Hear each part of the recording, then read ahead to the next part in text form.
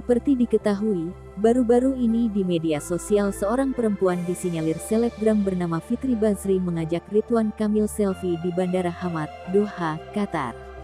Aksi selebgram itu mendadak jadi bahan perbincangan netizen di lini masa Twitter.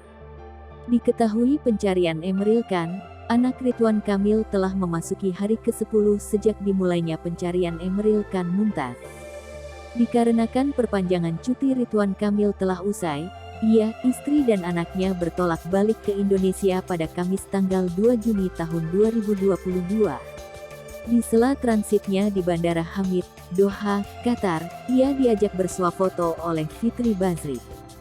Foto ini diunggahnya melalui Instagram Story @fitriahbazri, bersamaan dengan beberapa pernyataan Ridwan Kamil.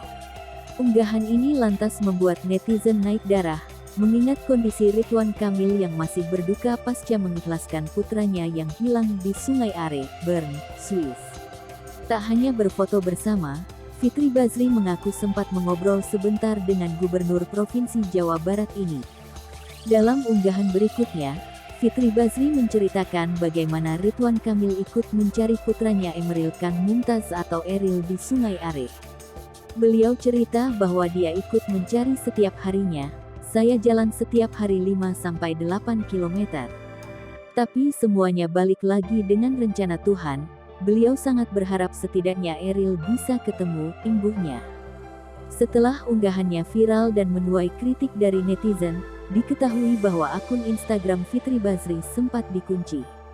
Tak lama setelah itu, Fitri Bazri mengunggah permintaan maaf dan memberikan klarifikasi atas tindakannya yang dianggap tidak berempati. Selebgram ini mengaku bahwa niatnya hanya mengucapkan bela sungkawa saat menunggu penerbangan di Doha, Qatar. Unggahan tersebut kini sudah dihapus oleh Fitri Bazri, baik dari Instagram Story maupun Instagram Reels. Sementara itu, diketahui bahwa Ridwan Kamil bersama istri dan putrinya sudah tiba di Bandung pada Jumat tanggal 3 Juni tahun 2022 pada pukul 18.40 waktu Indonesia Barat.